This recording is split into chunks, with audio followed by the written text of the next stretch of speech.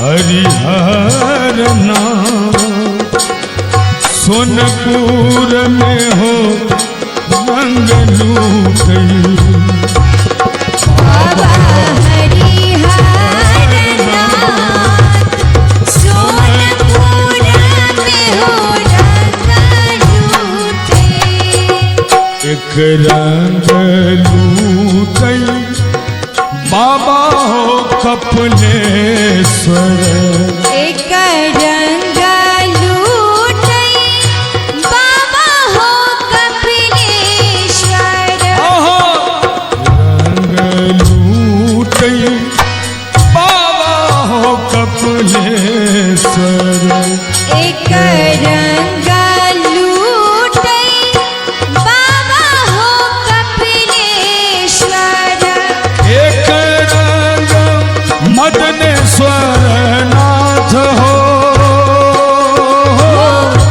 एक रंग मुक्तेश्वर नाथ सोनपुर में हो रंग लूटी बाबा हरिहर सोनपुर में हो रंग लूटई। बाबा हरिहर नाथ बाबा ओ बाबा हरिहर नाथ बाबा हरिहर नाथ सोनपुर में हो रंग लूटई एक रंग लूटई बाबा हो भुवनेश्वर एक रंग लूटई बाबा हो भुवनेश्वर। एक रंग लूटई बाबा हो नखछेश्वर एक रंग लूटई बाबा हो नकुलेश्वर। एक रंग बैजू लाल हो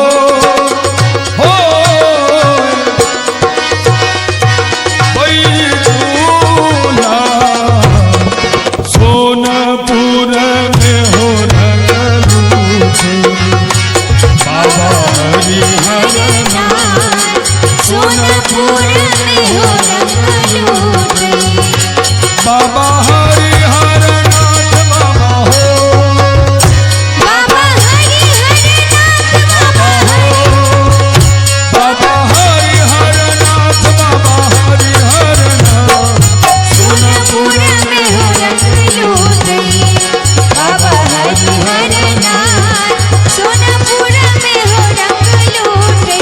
एक रंग लूटई बाबा हो कपिलेश्वर एक रंग लूटई बाबा हो कपिलेश्वर। एक रंग लूटई बाबा हो रामेश्वर एक रंग लूटई बाबा हो गणेश्वर।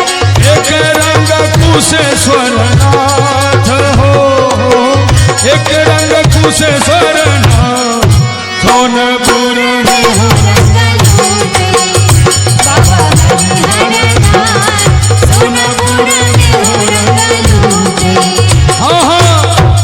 हर हर जोगी छत ठार बंगन माँ में हर हर जोगी हर हर जोगी छति ठार अंगन माँ में हर हर जोगी।